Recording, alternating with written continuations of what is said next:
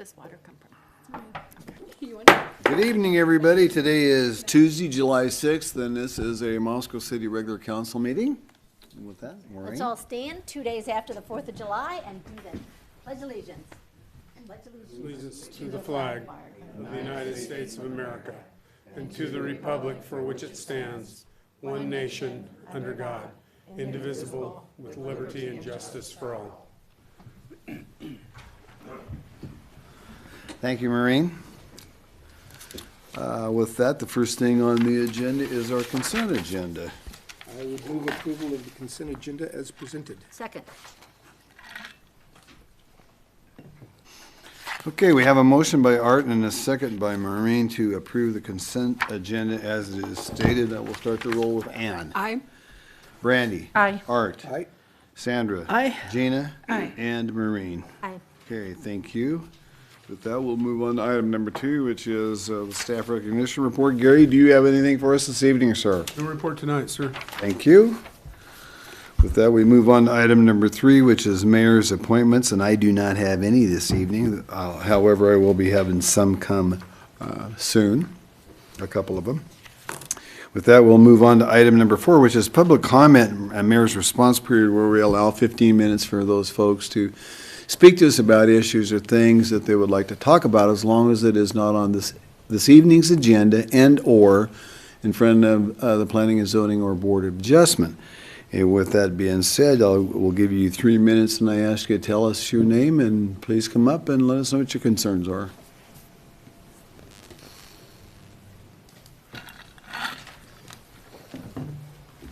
Hi, good evening.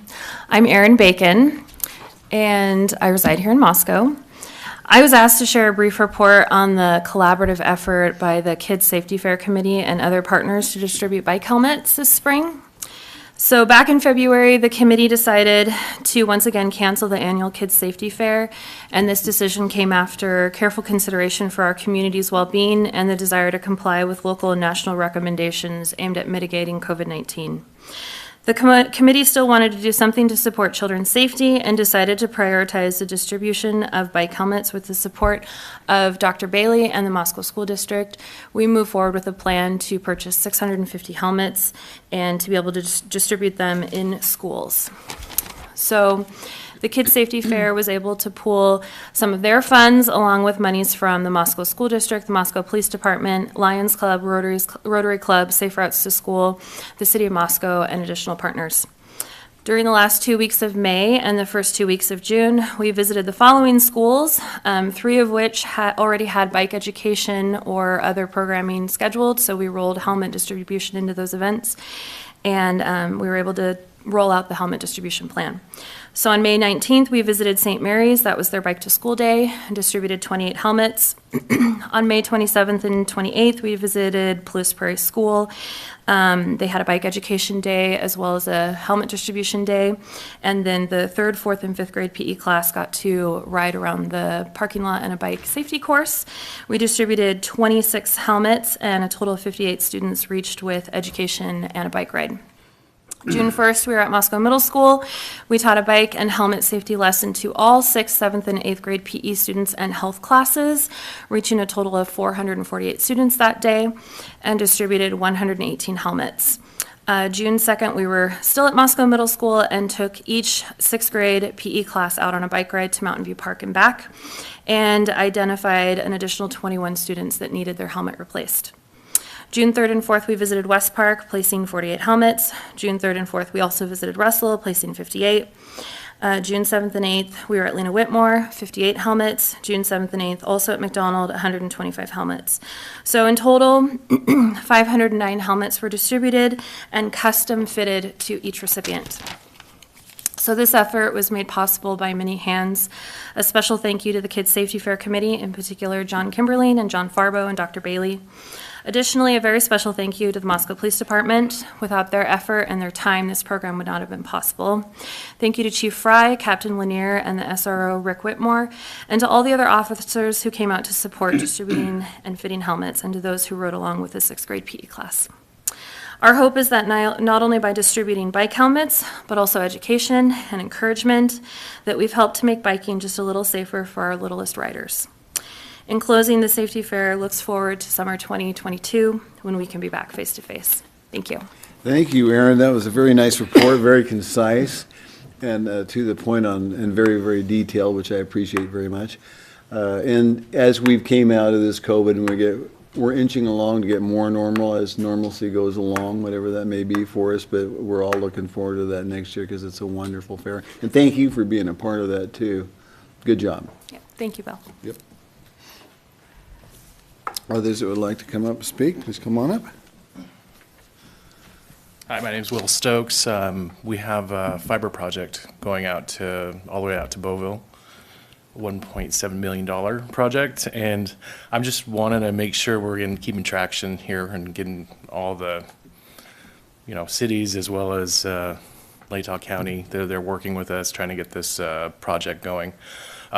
We did contact Moscow, got March 22nd when First Step did initially get the thing going, and we did get a contact back in June 1st of saying, hey, you know what, do you want us to proceed? I'm just wanting to make sure that we keep the eyes on that so we can get actually fiber out to those communities, which will be provided through Troy, Beauville, and Deary. So I don't know what's going on with it, but at the same time, it's been kind of hard, hit and miss, sometimes trying to get a hold of the city of Moscow, of trying to get reports of where we're at, what's going on, who has the ball. Is the ball getting dropped? I know you guys are busy. I know COVID's hasn't helped either. But at the same time, we kind of want to try to get this project done this year, hopefully. But it all depends on, how many people we can get to, go on and get this thing going. Have you been working with the county for outside of Moscow? You're talking about Troy and Deary in that area? Yeah, well, we haven't worked with the cities yet with Troy. With those cities, but the county, we're working with the Yes. county in conjunction with that? Yeah, Latah County, we finally have, they're just finishing up the paperwork for the county, Latah, so we're gonna actually do it on the trail between Moscow and Troy. So actually, we were almost done with that. They're just waiting for the papers to sign them and get them going, so. Very good. Yeah, thank you very much. Thank you.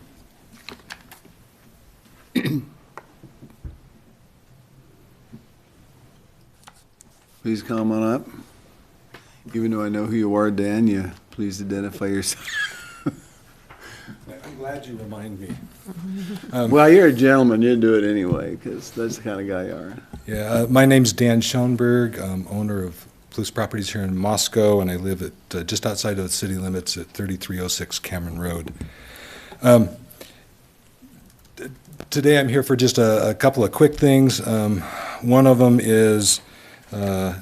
was on the agenda, but it was passed on the consent agenda, and that was related to the sanitation study that's coming up.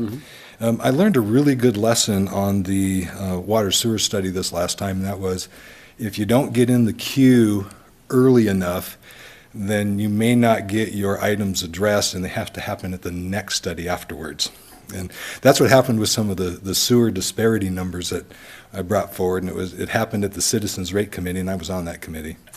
So in this case, with the sanitation study, one of the things I think that we really need to take a close look at is the recycling program. And I know that in the letter of intent and in the task sheet that came from the FCS group, it basically said, we're just going to assume that everything's going to be the same, we're just going to update numbers. And I would like to suggest that maybe we want to look a little bit deeper in recycling. And what I mean by that is in multifamily units, there's a mandatory fee of $5.05 a month per unit. And we have a lot of properties that we cannot use recycling at. So the tenants are forced to pay, and we can't get access to the services. If I have 36 units in a building, as an example, I can't have 36 roll carts sitting out there at that property. And we've had conversations in the past of maybe doing a dumpster for recycling, and that has never come to fruition. They don't have the equipment to handle it, and for a number of reasons. So they end up being levied the charges as citizens in the community, but the only access they have to it is to take their recycling down to the recycling center. And I don't know that's an equitable distribution of those fees. And I think coming up this budgeting season, I understand there's a July 12th city Workshop. Workshop? This coming Monday, yes. You'll probably see me there. Good. And just to make some comments on the city budget coming up and some of my observations related to opportunities in the city budget and some of the things I see from a property management citizen standpoint. And it's going to come from a framework of just respecting our taxes and service fees. And I know that you do. I know that you look at those close. But citizen input on that process is, I think, pretty critical. And I know that a lot of times you don't get a lot of citizens' input. So hope to be able to be there in order to provide some of that input and do that. And just a reminder that we all need to look at it when we're looking at taxes and fees and budgets, to just look at everything and say, is it fair and just? Is it necessary? And is it core to the services that an entity provides? And I'm not talking just about the city of Moscow. So I'm talking about county level and other government areas too. So I think my 3 minutes are up. Well, actually, you went 11 seconds over, but that's okay. Dan, I will say this, and you bring up good points, and we all need to be cognizant of fees and taxes or whatever, and we very much are. We look at those things all the time, and of course, we are reminded. We will have a budget workshop right here in this building, right on this floor, on Monday, and we'll also have a public hearing on our budget and the fee resolution as well, August the 2nd, Gary? August the 2nd. The first meeting of August, so, and that will be a public hearing. And so you'll be able to comment on there as well, but we look forward to seeing you Monday, Dan. Well, I'll probably need to put it in writing because it'll be more than 3 minutes. If I may, Well, do that, you can, we'll still give you 3 minutes, but you can put the rest in writing. How the I'll whole thing, summarize it how's after that? Okay, Gary? typically, public input is not taken at the workshop. So if you do have ideas, if you submit those in writing, we'll make sure they get to the council, Dan. But usually, public input is taken at the public Yes. hearing. So we can get those in front of the council, though, with no problem. Okay. But you bring up very valid points. Yeah. I may not make the comments by the 12th, but they'll be before the public hearing. Okay. Okay. Thank you. Yeah. Thank you, Dan.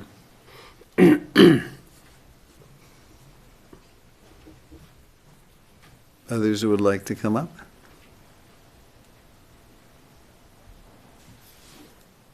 Okay, well, with that, we will move on, and in that, we'll go on to item number 5, which is our Citizens Commission report on Human Rights Commission. With us this evening, we have Chief Fry as well as Ken Fonce, the Chair of Human Rights Commission. So, Chief? Mayor and Council, thank you. I'd like to have Ken Fonce come up. He is the Chair of the Human Rights Commission, which I am the staff liaison for, and he has a report for you of activities over the past year.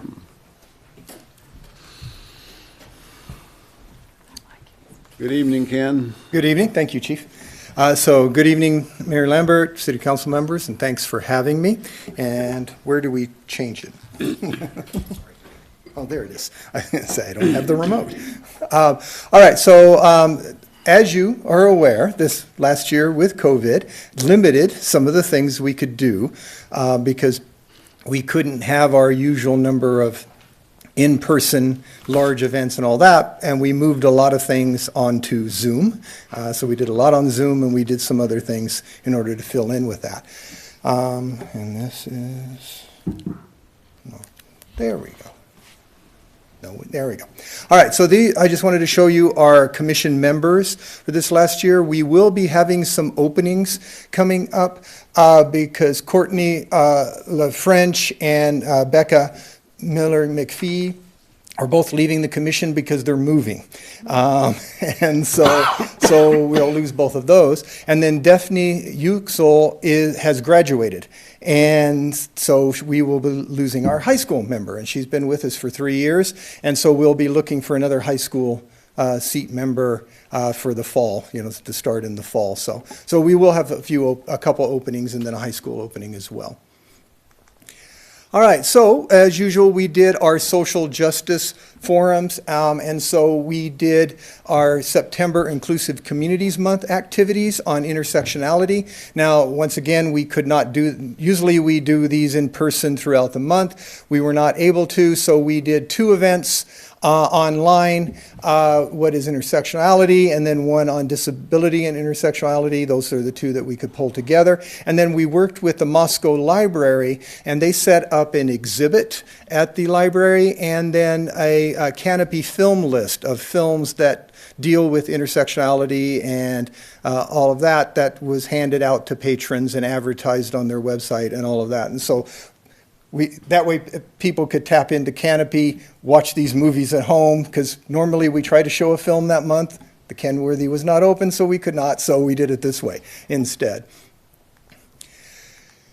We also had 3 forums strengthening relationships with the community and law enforcement, and I want to thank Chief Fry and Sheriff Skiles for giving us their time for all 3 of these events on panels on this. And so we had first addressing systematic bias regarding race and ethnicity in November.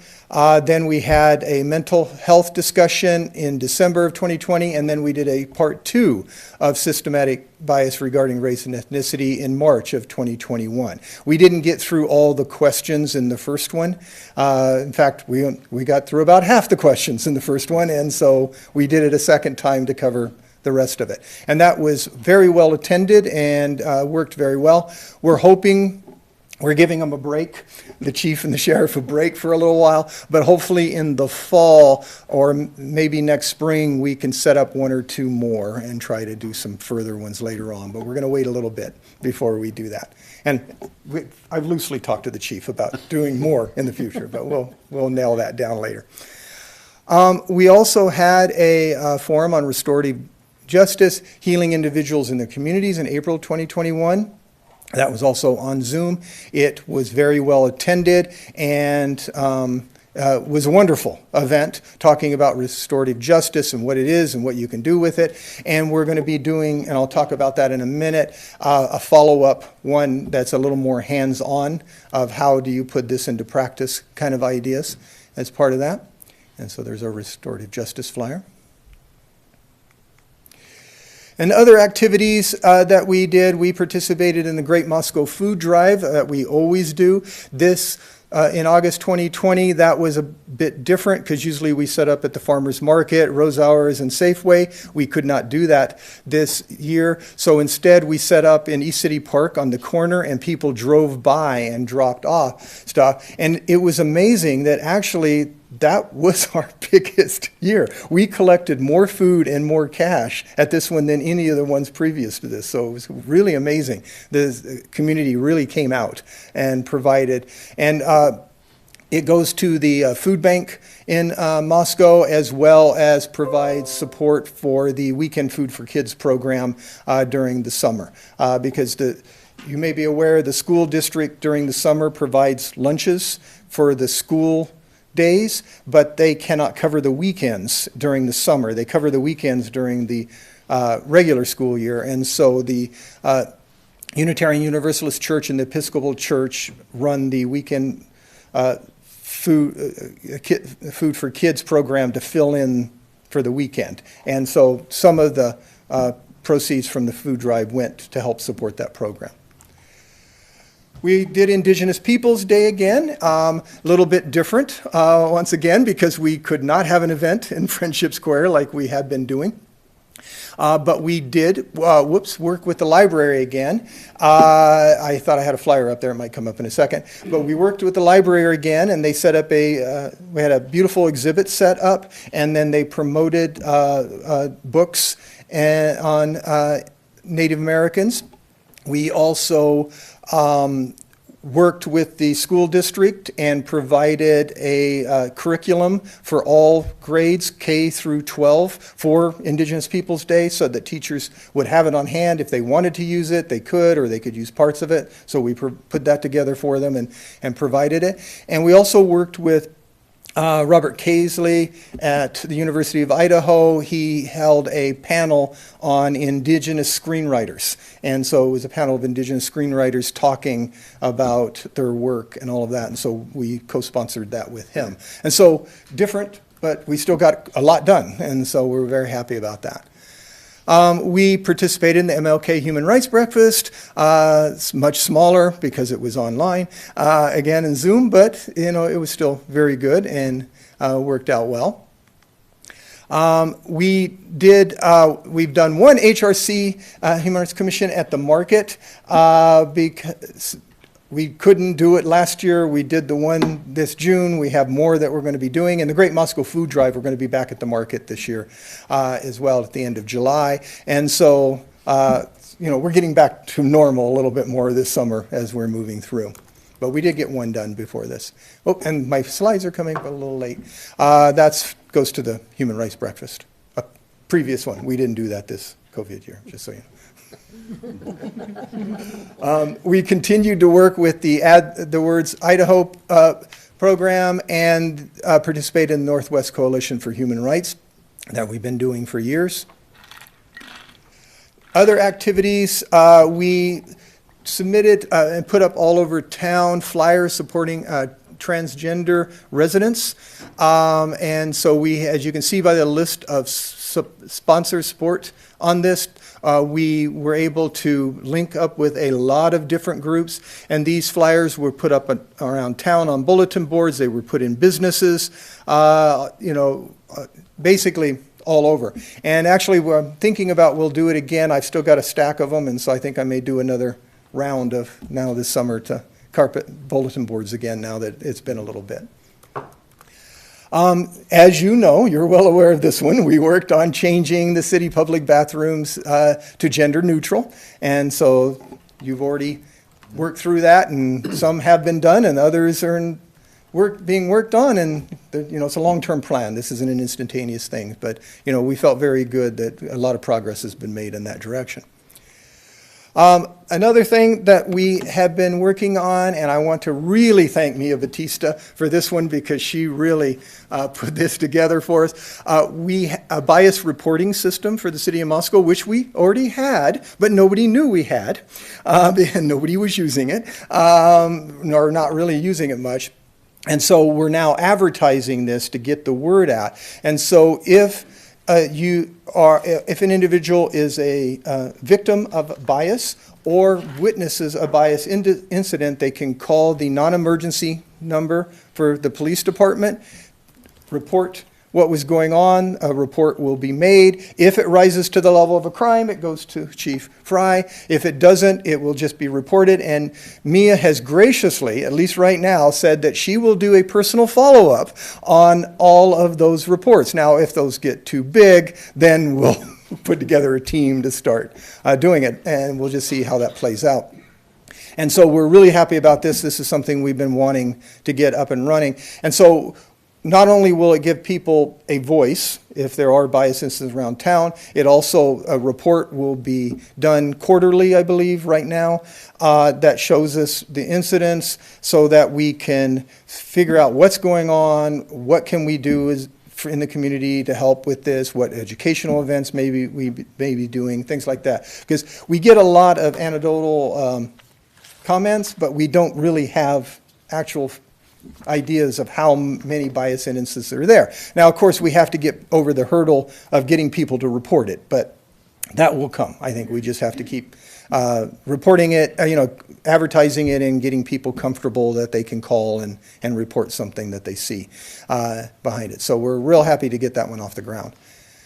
All right, so that's what we did the last year. And so upcoming, just real quick to let you know, the Voices of Moscow project, which I've talked to you about before, and this was Daphne Uckel's project that she put together where she collected, she put boxes all over town, everywhere, and people would answer questions about different aspects of Moscow tied to diversity. And we collected all of those.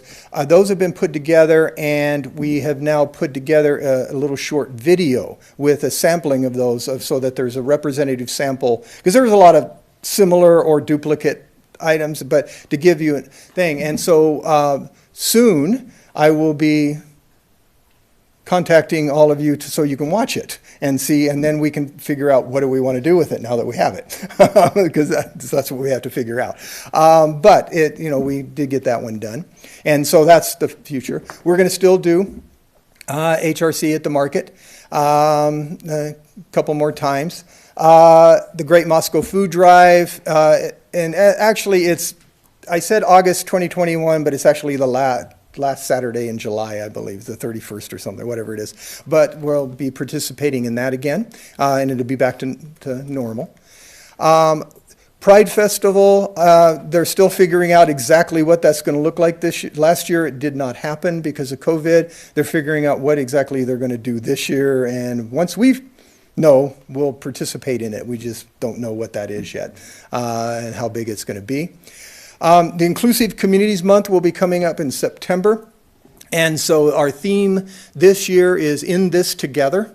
We thought that was nice to follow up everything that has happened over the last year. And so we're planning several different events, probably one on education. We may have the follow-up Restorative Justice Forum as part of this. We're looking at a movie possibly at the Kenworthy, and another event. We like to have at least one event a week, and then we'll close it out at the end of the month with a community potluck at the 1912 Center, which we'll be able to do again, hopefully, at least in some form we'll be able to do it, and so that'll be good. And so that's the plans for it. We're still planning it and putting it together. Indigenous Peoples Day, October, we're starting to work on planning for that. We have some ideas on what to do with this. I've already reached out to some people, and so we may have, we're going to have probably something at Friendship Square, some kind of event that people can watch. We also are working with Inland Oasis, and the Miss Drag Queen Idaho is Indigenous this year, and she is going to come and do some event on that day too, maybe in the evening or something like that. And so that, that's a little bit different angle than we normally do, and so that'll be interesting to see what we do with that. We'll do the MLK Human Rights Breakfast again. Should be more back to normal, hopefully, by 2022 in January, as usual. And that is it. And we'll be doing more in next spring and all that, but we just don't know what those are yet. So. Well, Ken, we're inching along, getting closer and closer to what we were once before, and so that's very nice. And thank you for the good work that you and the commission does. Questions for Ken from council? I just want to say that I'm indebted to you for all the work that you've done over the years on this issue of human rights, because you are the stalwart that goes forward with it and pushes at every meeting to make sure that people are moving and there's activities throughout the year. So thank you. Thank you. Ann? Thank you. I had a comment and a question. I just wanted to commend you and the commission, as well as the police chief and other participants, for the series that happened at the end of last year, at beginning of this year. I thought those were really great. I attended all of them and really appreciated those conversations took place. So thank you for doing that. And then I wanted to ask, so for the reporting system, is it possible for people to report anonymously at this time? Yes. Mm-hmm. Okay. Yes, they can report anonymously. Obviously, if they're reporting anonymously, we get some information, but we can't do follow-ups because it's anonymous. But, it's at least some information, so they can. We're going to try to encourage people that it's safe for them to not be anonymous, because then we can actually do more follow-up. But if they're more comfortable with that, then that's what they can do. And the entry point is the same, non-emergency number? Yes. Yeah, okay. That was my question. Thank you. Yep. Wait, I have a question about that too. Then do they say I'm calling to report a bias incident? Yes. I mean, there's More so or many less, and things that people call for. Mia could answer more of that because Okay. she knows and the chief know all the codes. I don't know all the codes because there are actually codes for the different kinds of bias incidents. So. May I? So the way that this would work, if someone believes that they've been discriminated against, a crime's been committed against them, or if they've witnessed a crime being committed against somebody else, or some form of discrimination that they feel rises to the level to report, they can certainly call the non-emergency number, report it. They can report it anonymously. If it's something, and the police will review it and look at it. If it's something where there can be follow-up done and an investigation can pursue based on the information provided, even if it's provided anonymously, there still can be an investigation that takes place. And then if it meets the elements of a crime, then it'll go through the normal process. If it doesn't quite meet the elements of a crime, then I'll take another look at it and review it and see if there's any follow-up that can be done. And sometimes it's just the communication, reaching out to the person who reported it or the person who is the alleged victim, and just making sure that they're aware that there's other resources out there and available. Thank you, Mia. And one of the parts of our education, besides getting people to know it's there, it's okay to call it, is to do more education on what is bias. What is a bias incident? Because some people aren't really sure, well, this happened to me, is that a bias incident or not? I'm not sure, and so we want to do a little more education in that area as well. Okay. Well, thank you, Ken. Yeah. Oh, one last thing I want to mention. So we'll plan this for next year. This year was too quick, but since Juneteenth is a holiday now, the Human Rights Commission will do something next year. We don't know what yet, but it's because it's new. But we will definitely do something. So. Okay. Thank you, Ken. All right. Thank you. Okay, with that, we'll move on to item number 6, sale of the current police station to the University of Idaho. We have Gary Riedner with us that will be speaking on this. Good evening, Gary. Thank you, Your Honor.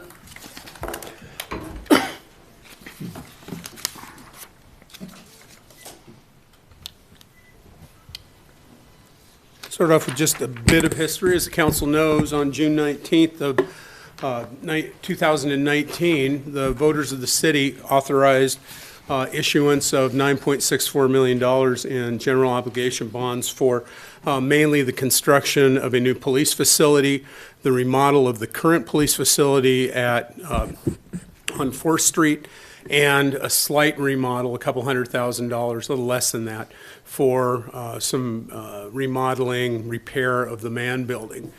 So that was passed. At the time, we went forward with the process, purchased a piece of property, put the new police station on, and made plans to move that project forward. So we did so, and during that time, the project moved forward. We couldn't really do any remodeling in the 4th Street facility until the police vacated that facility and moved to the new police station. Well, as it happened, last fall, the Haddock building, which is across Washington Street from the Moscow Food Co-op on 5th Street, became available. And so Gritman Medical Park LLC was offering to sell the property for $875,000. So we inspected it, looked at it, brought it forward to council as an alternative to remodeling the 4th Street Police facility.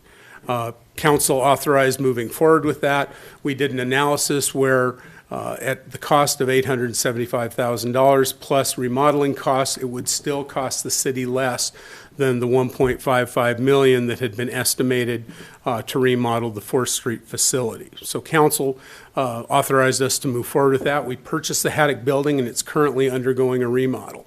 At the time the council did that, I believe it was, excuse me, I'll get the date for you, June 15th of 2020, council authorized staff, or at least gave staff the direction that the council was interested in looking into selling the 4th Street facility and take those funds and utilize those in order to finance the transaction of the Haddock building and to pay for any remodeling costs. So at that point, we weren't going to move forward with it until we were contacted by the University of Idaho. The University of Idaho indicated they were looking for a property in the downtown core. And I was approached, asked if we knew of any properties.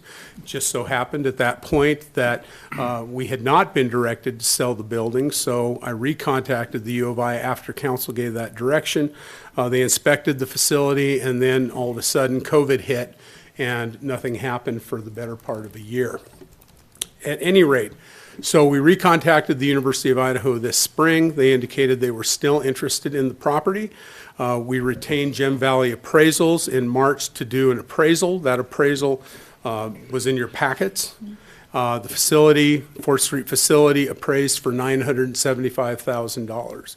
At that time, that information was conveyed to the University of Idaho, and Tony Broyles, the special assistant to President Green, is here and can talk about the University of Idaho's interest in the building. However, they produced a letter of intent, which they've sent to the city, a non-binding letter of intent. Mayor Lambert. And I have been here too long. Anyway, Mayor Lambert. I do that once in a while too. Now, who am I? Yeah, Megan is here. I forgot her name in the middle of a presentation the other day as well. At any rate, so we have that non-binding letter. The U of I is prepared to move forward with the project. So, what is the process for the city to sell a facility? Idaho Code directs that if the council desires to sell a facility, they have a process to follow. That process is that in a meeting, they must declare that they desire to sell the facility, and they have the option of stating a minimum value for the facility that they want for it, and then they can move forward with the rest of the process. If it is for an exchange for other than money, they can also state that and move forward with the process. Then, after you go through all of that process, you have a public hearing, and the property has to be sold at auction. There is an exception to that you go through the first part of the process, which we're going through today. If the property can be conveyed or is going to be conveyed to a tax-supported entity, which the University of Idaho meets that criteria of a tax-supported entity, then council may follow the same process, hold the public hearing, and after the public hearing can make the decision to convey it directly to the, in this case, the University of Idaho.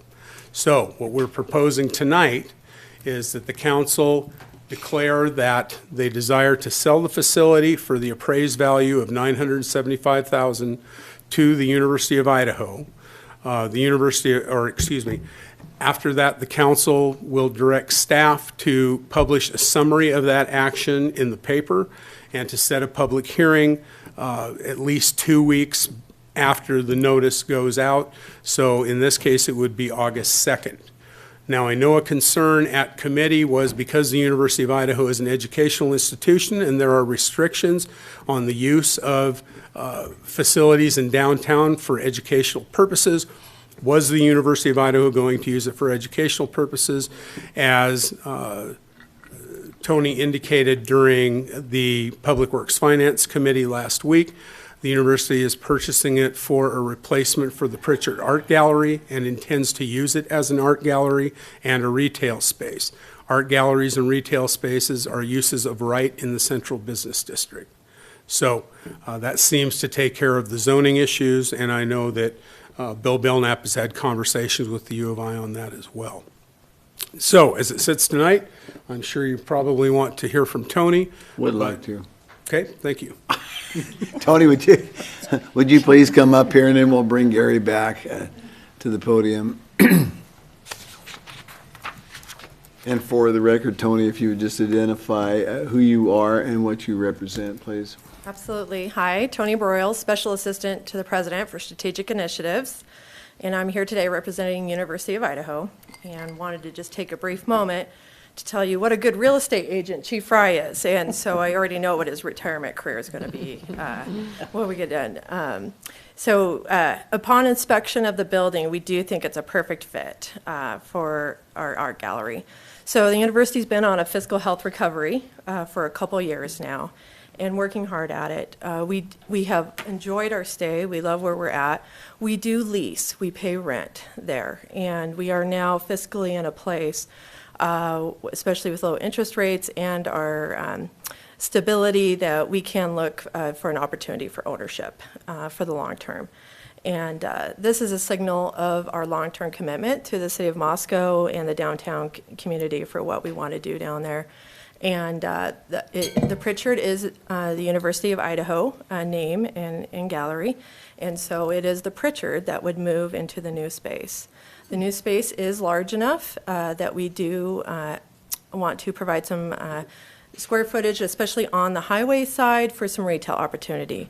So on campus, many people have been around a long time, call it the bookstore.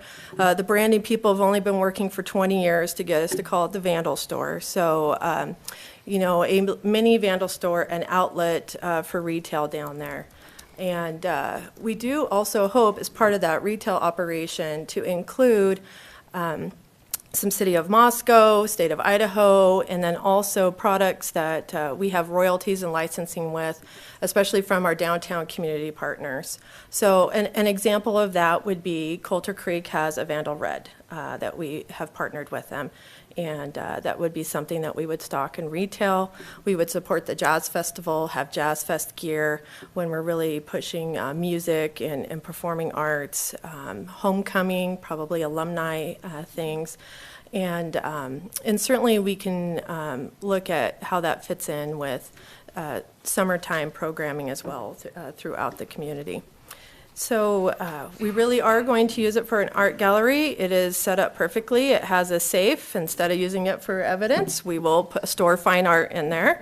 But it has good IT, has a front reception, although it's going to be used for a little different purpose. And so we find the building to be nice. And I mentioned in committee, there's only so many 9,000 square foot building spaces you can find when you're in the market for a building of that size. And it is kind of a sweet spot, bigger than a small office, but we don't quite need the space of, say, the former MZ building. So the university is thankful that just the world's aligned and we're in a place where we can make a permanent investment. I did mention in committee that the location, it's been good to us where we are, but not unlike the City of Moscow mission. We do serve a very diverse group. We are a land grant. And so looking at the programming and the art that we have as part of the art gallery and how maybe we could diversify the shows and what we're doing and evolving the community. I would love it if we had a week of watercolors from all the elementary schools. And so it's an opportunity to showcase our faculty and our students and a broad interest in art and partner with regional and area galleries. And while having a space on the highway for people who aren't as familiar with Moscow, University of Idaho, or Pritchard Art Gallery, it is a little more visible and it is the main thoroughfare to get from New Meadows up to Sandpoint. So from a recruitment point of view, having a sign and a place there is really invaluable to us. With that, I'd be happy to answer any questions you may have. Questions from council? Two, Tony? I have one. Okay, Brandy? So when the discussion, the expectation was to remodel that for city use, there was planned to be some changes on the outside to improve the accessibility. Is that something that you have pondered yet or plan to incorporate if you were to purchase the building? Great question. So we are actually have asked Gary and Bill for the file of the remodel ideas. There's no reason to reinvent the wheel if not need be. We are interested in bringing the exterior back to historical accuracy. That would be restoring the brick and also taking a look at the corner entrance. Of course, keeping in mind ADA and all that, which there is the back entrance closer to the conference room, using the alley. So certainly, those are all things at our Vandal store we take into consideration, and it would be that way as well. The benefit of this new location is it all on one story and more laid out. And so, but with the ceiling heights where they're at, we can still do some wonderful large artwork pieces while keeping it all in a little more open and friendly plan that way. So, and we'll fix it up to get in there, and then it certainly, since we'll be owning it, we can invest in with a long-term vision for the space as well. Okay, thank you. Any other questions for Tony? Thank you for that very descriptive analysis of it, Tony. Thank you very much. Thank you.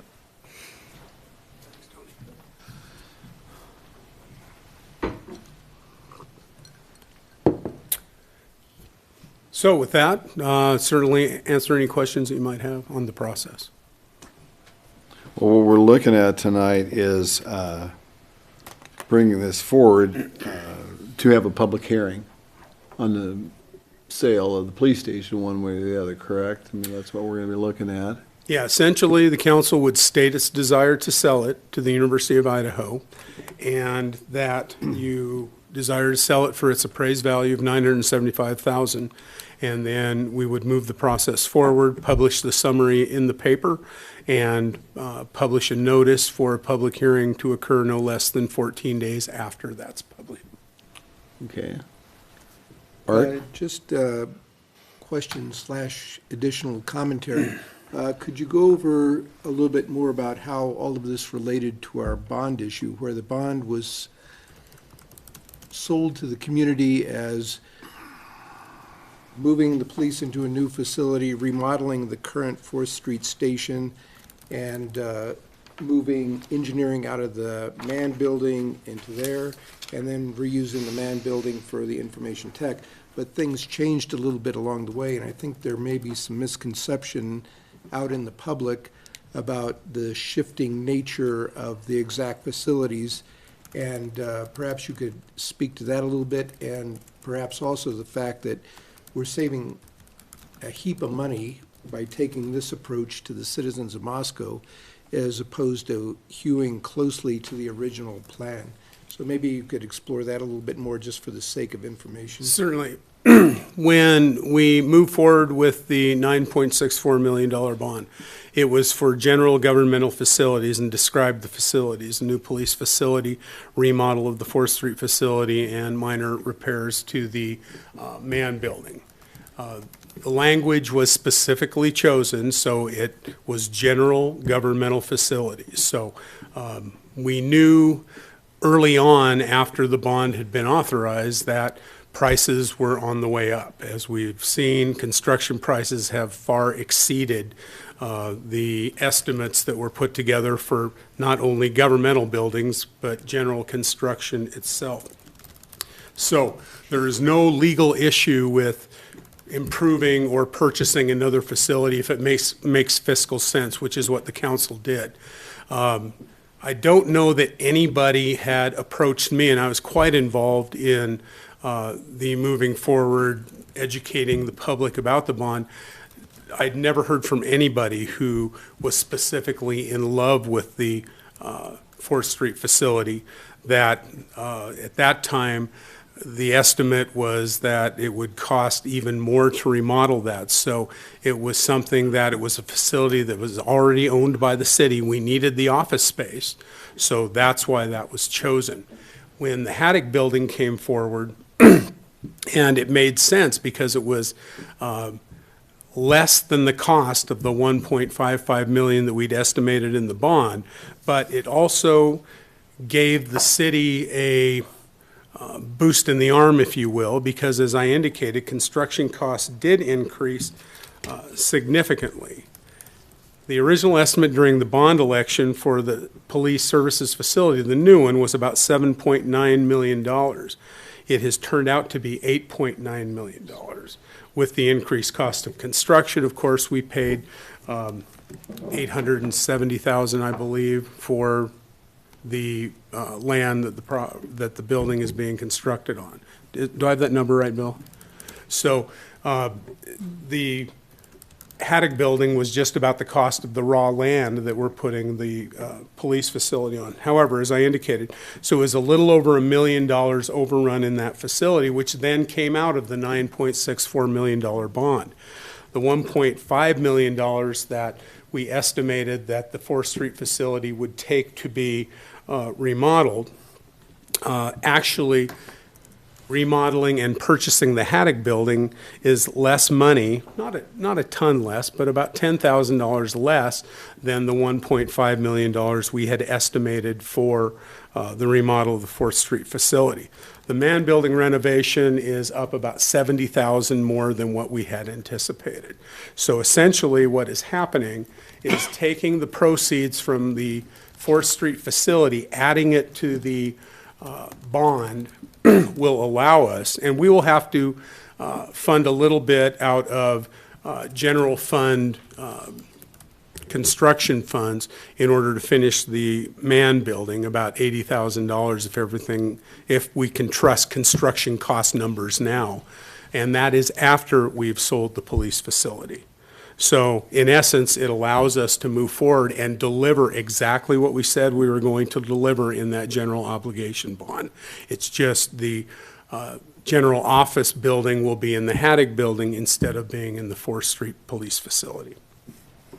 Good question, Art. Brandy? Yeah, I was, one of the things, it made sense since we owned that building to be moving things into that building. One of the things I thought was kind of unfortunate about it is with its location and the parking that is still governmental occupied in that proximity of the downtown. So that was one of the things I think with the opportunity with the Shattuck, which it was like a gift opportunity to still accomplish moving that engineering as we had planned, but moving it away from that downtown just a little bit set off, freeing up that parking more for the public general use, and in this case, retail and gallery. And so, yeah, and I forgot to mention, in answer to Art's question as well, there are 15 off-street parking spaces associated with the Haddock building. Had the facility had engineering and community planning and design moved into the 4th Street facility, all of the current spaces that are being utilized by police vehicles would have to be utilized for the inspection vehicles. So it actually frees up some parking by moving to the Haddock building. yeah, and I do understand how it looks like some kind of moving pieces around, but when you have an opportunity like that, that's even better than the initial proposal, it doesn't make sense to just not take that opportunity, free up that space. Gina? Gary, will you talk a little bit? So we had a lovely legislative session that was centered around taxes and things like that. And then again, a message tonight about respecting fees and taxes. Will you talk a little bit about the decision point we're at whereby we're doing a tax exempt to a tax exempt and why we wouldn't sell it on the open market or auction it and return it to the tax rolls potentially, please? Well, again, as Tony indicated, the University of Idaho was looking to purchase property in downtown Moscow. So whether it is the 4th Street facility or whether it is some other facility, then by nature, owned by a tax-exempt entity, that facility would be exempt from taxes. Right. So it seemed like, and really didn't take into account the University of Idaho's tax-exempt status. It was, did it make sense from a business standpoint and being good stewards of the public's funds? So, I mean, if the council felt like that was property you wanted to return, then you'd have to find a private buyer, you'd have to have a public auction, you could have a floor, a minimum amount, but there are no guarantees when it comes to selling public property at a public auction. So, Gina, we did not even consider tax exempt versus taxable. It was more what provides the most stability for the city of Moscow, and then again, does it provide something for the University of Idaho? And it made sense. Maureen? The Public Works meeting, there was some discussion about whether or not the city ever talked about or contemplated using some of the space at the 4th Street building for police presence. And so some people are concerned about moving the police department so far south, even though there's new developments such happening there, and what kind of discussions and why is it that we are not keeping a few police officers in downtown area? As you recall, when we were searching for a spot to place the police station, we tried to stay in the downtown core as much as possible. We looked at the recycling center, which is, it's closer to downtown than the current new police facility. We even looked at the federal building, which was also owned by Gritman Medical Park LLC, and had it inspected, determined that we could use it, and actually that would have been a great facility for us. It would have been expensive. And then Gritman decided that they wanted to keep that facility. And part of that was, I think, a desire by a lot of folks, including myself and elected officials, that you want to have your police downtown. I mean, acts as kind of a buffer. People tend to be a little better behaved if there are police in the area. So we had quite the discussion when we started looking at other properties. What was it going to do? Was it going to present challenges for downtown? So met with the police over and over and discussed, okay, what exactly do police do? Well, they don't sit in their office. They have cars. They're on patrol. They aren't just sitting in their offices waiting for calls to come in. Our community policing folks on bikes, they're out the downtown area and campus are their main beats. So they are out all the time. They're in their vehicles, they're on their bicycles, so there will be no reduction of services downtown. We had talked about, did it make sense to keep a satellite office, or they used to call them precincts back in the day, and the thought was no, it took those facilities need to be manned the same time personnel have to be there, the same time that your police facility is open. Otherwise, it defeats the purpose. And as you know, and one of the other things that went into that discussion was our police facility shuts down at 5 o'clock. You can contact Whitcomb. There are ways to contact, but the building itself is not open. The police are there moving in and out, writing reports, coming back, that sort of thing, but it isn't like the public can access that facility after 5 o'clock. Another question that had come up is the obligation vis-a-vis, and Brandy may have mentioned it, publicity. And there was a lot of publicity with respect to buying the land and building a police department. And some people were critical in the fact that we did not do as much publicity when we decided to shift over and buy the Haddock building, sell the 4th Street building. And can you address that as well? I'm just trying to making sure that we address all the issues that we received information on. Certainly. And Uncle, I don't think there's any question. When we were taking the bond discussion out into the community, there was a citizens group who was advocating for the passage of the bond. The city was educating. So we did it for the better part of a year, and the purpose was laid out there. And as I indicated before, it was because we had facilities already in hand. That is what we focused upon. Mm-hmm. If the intent of the council had been to provide some more office space, then it probably wouldn't have included remodel of the 4th Street facility, because we'd have been in the market to purchase an office building. And the council's discussion in buying the Haddock building was done, it was fairly rapid. It was done, if I recall right, in a 3 or 4 month period. It was done in public. It was done in public meetings. It was reported on extensively in the paper, 3 different articles. And at that time, in an open meeting, council advised that they wanted to look at selling the property. I can't say that there was as much effort into educating that this is a different way to skin the cat to provide more more efficient office space, at being better stewards of the public's money.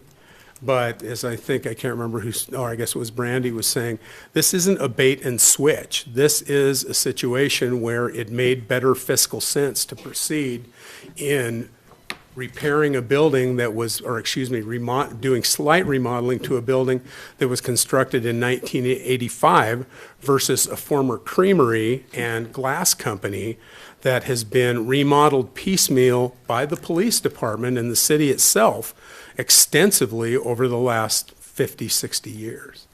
And what it did was, overall, the total sum, it ended up costing us less money. I think it was a great opportunity. I just wanted to make sure that we put on a public record at this hearing that those issues were addressed, and I do think that having voted for each of these propositions in the past, over the months, I think it's a great idea, and I think that the idea of taking advantage of opportunities that may deviate us directly from our initial plan, but make more sense, that we should follow that. So thank you. Sandra? Yeah, I do have one question, I think just one. So I know that absolutely the intent right now is to have a gallery and a store, and I'm very much in favor of that. Early on in this process, I know one of the concerns was, well, what if they change their mind? Or what if you want to have offices or educational facilities there? Because I know that was not what we wanted. And so would that require a different zoning? Would the university have to come to us to say, oh, we've changed our mind, maybe it's 15 years down the road, whatever. Would they have to come through a different zoning process to change that? They can't just say, we're going to change our mind and do something different. That's correct. No, they're obligated to follow the same zoning laws in the central business district as any other owner of property. Yep. Again, as I said at the Public Works Finance Committee meeting, zoning is about property use, not about property ownership. Thank you. Gina? I want to follow up on what Maureen said and encourage us. That means mostly you and your staff, sorry. But I think it is imperative now that as this moves forward to a public hearing, we need to communicate on every level possible what has happened and what we've done with what money. It is very important. And if we are hearing 5 or 6 or 7 people weighing in, there are more than that in the community going, what did we just do? So I would encourage you to, and I mean, social media, let's get it in the paper, let's, design a flyer and stick it up on the bulletin boards. It's very important, I think, that we communicate what's going on. Not everybody watches these riveting meetings. We can certainly do additional outreach, do a press release. Yes. One of the actions today, the city clerk will publish a summary of the action that was taken today and can be as expansive as she has license to do. So the information will be out in several forums. Is there a way to get it all into an easy-to-read table? I don't know, Mr. Belknap's better at tables than I am, but I'm sure we can figure out a way to make it. Actually, I think the issue is, I think it's a Certainly. timeline that visually shows you. I kind of we like can the do that. table, so in the original bond materials that one person sent us, it just had line by line, here are the facilities, and here's the projected cost of each one, and then now we're talking about, here are the facilities, the name of the one building has changed, and some of the prices have gone down. Yep. And just showing those side by side. Yeah, we can do that. It's a good idea. Okay, thank you. Especially encouraging anyone who has concerns to show up at the meeting on August 2nd. Sure. Absolutely. Art?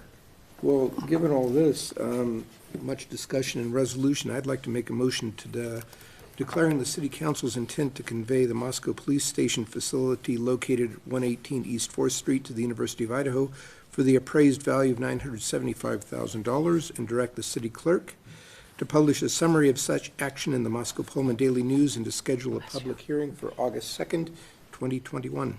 Second? Further discussion before I call a roll on this? I do have a question. Okay, Gina? What happens at the August 2nd event when the community's overall feeling is not what ours is. It will be in the public hearing. It will be dealt with during the public hearing. So Gina. this Simple is as not- that. this This is is not a not slam final. dunk. No, Okay. absolutely. That's just what I need to hear. A public hearing is for that reason. Otherwise, what would be the use of having a public hearing? Agreed. I just didn't want it to be a done deal and then the public have an expectation of being able to voice their. Anybody that wants to speak on it will be able to have Okay. 3 minutes. All this does is Any move other us public forward. hearing we have? Okay. So one other little question. So, I mean, I'm sure this is the case, but we're positive about it qualifies as a tax-supported governmental unit per state code? Yeah, I did some extensive research on that, and that was my conclusion, and I provided all of that information to Gary. That research was done well in advance of, to make certain that whatever steps was taken properly, Brandy. Okay, with that, we have a motion by Art and a second by Sandra to declare the city council's intent to convey the Moscow Police Station facility located at 118 East 4th Street to the University of Idaho for appraised value of $975,000 and direct the city clerk to publish a summary of such action in the Moscow Pullman Daily News and to schedule a public hearing for August the 2nd of 2021. I will start the roll with you, Maureen. Aye. Gina. Aye. Sandra. Aye. Art. Aye. Brandy. Aye. And Ann. Aye. Okay. With that, we will move that on to August the 2nd. Any questions from our city clerk? Okay. With that, that ends our regular session, our regular meeting agenda. However, we will have reports, and I will start with Art. Having some cancellations from various commissions. I don't have anything tonight, but I'll have plenty for you next time. Okay. Brandy. Well, Gina covered Parks and Rec for me, so she will report on that. Thank you, Gina. You're So, welcome. And we have a little URA hiatus as well, so I'm going to pass the baton. Torch to Ann. Okay, Ann. Just one, the tree commission met before this meeting, and they were talking about how they wanted to participate in Parks and Rec classes this fall and had some really good ideas, including fall planting and native landscaping. And then also there was a quick Harvest Park update. So the core development team is working on different policies, like how to incorporate dogs and allow them in the park. So that was fun to hear about. And then also they've been working on a Moscow Heritage Tree Program. And so trees would need to be nominated for that program, and they're looking at modeling that after Coeur d'Alene, which would just be a way for citizens to officially recognize special and significant trees in the community. So more to come. And then historic preservation and PKC are next week. Okay, very good. Sandra.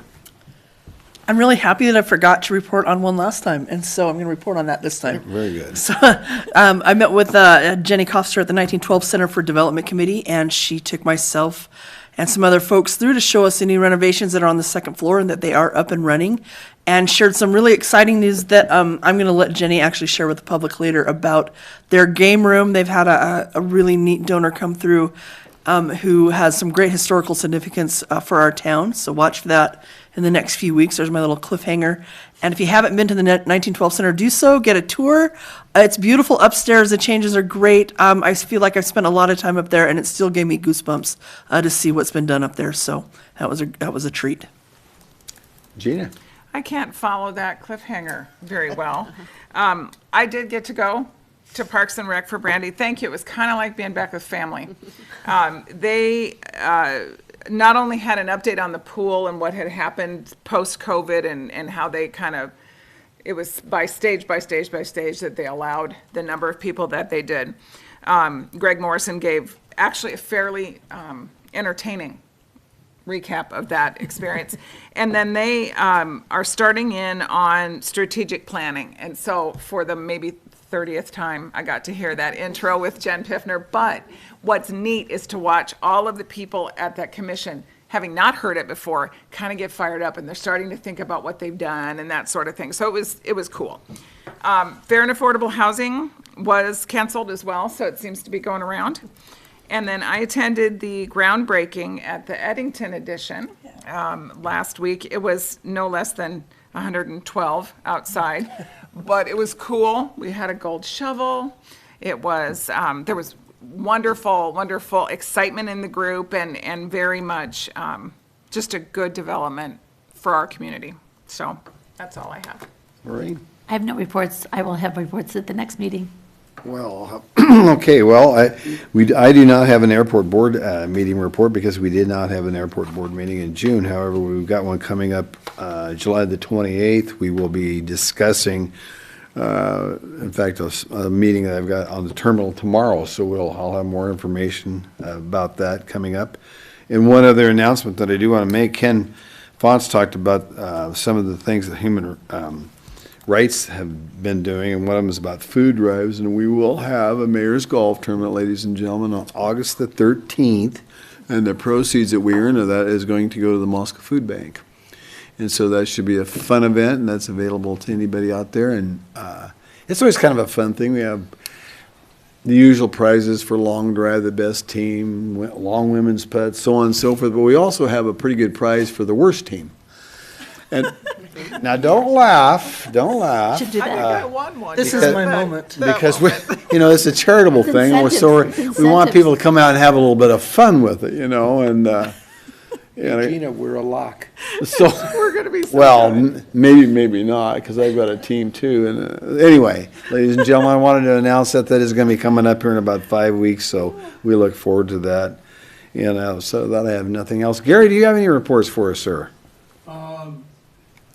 The only report I have is I've submitted a letter of retirement to the mayor, and I will be retiring on January 7th of 2022.